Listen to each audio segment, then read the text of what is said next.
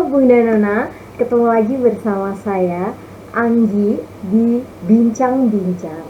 Edisi Bincang kali ini adalah Bina, Bincang bersama Nona. Narasumber hari ini kita kedatangan seorang ahli dalam bidang kebijakan sosial.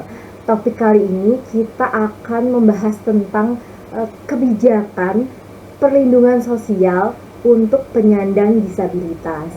Baiklah, tanpa berlama-lama lagi, mari kita sapa narasumber kita pada pagi hari ini.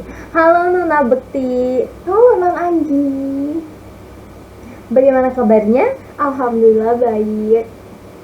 Non Anggi gimana? Alhamdulillah baik, Non. Kamu tahu nggak Non? Aku senang banget diundang ke acara Bina ini. Wah. Tentunya dengan topik yang sangat penting nih. Wah, terima kasih loh Non. Gimana kalau kita langsung saja masuk ke dalam materi perbincangan kita kali ini? Oke, boleh. Mungkin sebelumnya Bunda Nona yang nonton nih Non belum tahu apa itu disabilitas. Nah, Non berarti apa itu disabilitas sih Non?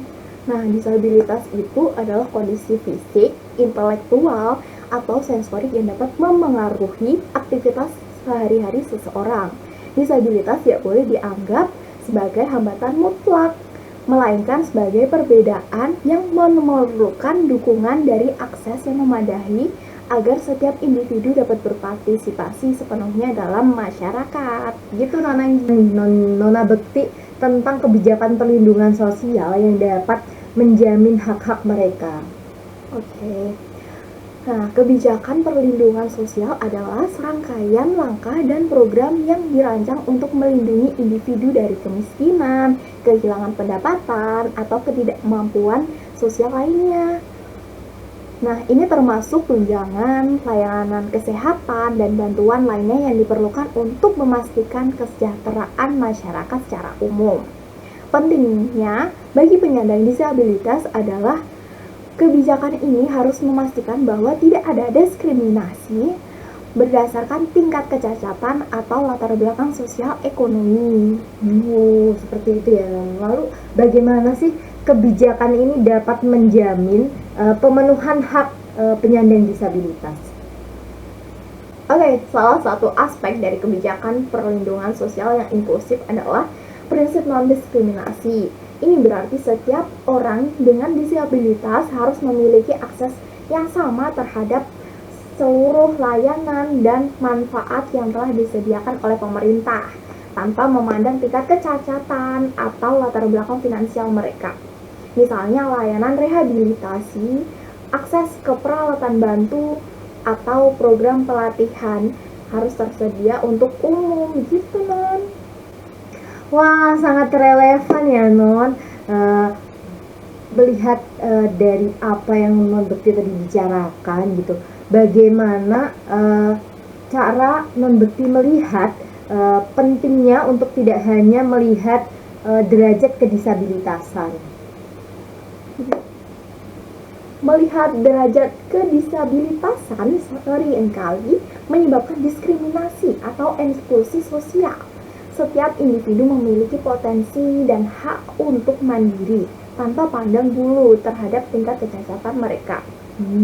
Oleh karena itu, kebijakan harus mengedepankan pendekatan yang tidak hanya inklusif, tetapi juga menghormati hak asasi manusia setiap individu.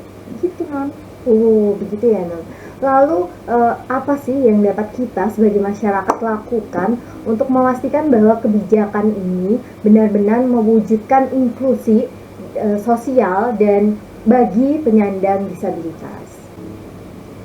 Hal ini dapat dicapai dengan memastikan bahwa kebijakan tersebut tidak hanya mengandalkan pada pendekatan universal, tetapi juga menyesuaikan diri dengan kebutuhan individu.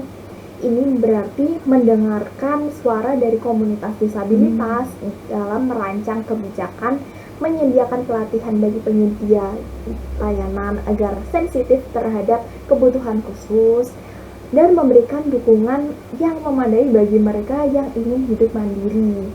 Dengan cara ini, kita tidak hanya menciptakan akses secara setara, tetapi juga memberdayakan individu untuk hidup mandiri dan berkontribusi secara aktif dalam kehidupan masyarakat. Wah, wawasan yang sangat berharga sekali ya, Bunda Nona.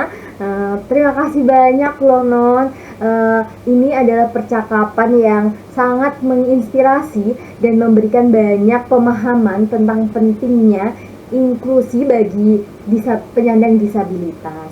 Kami harap Bunda Nona dapat mengambil inspirasi dari pembicaraan kita dan mempertimbangkan bagaimana Bunda Nona dapat mendukung inklusi sosial bagi semua individu, termasuk penyandang disabilitas.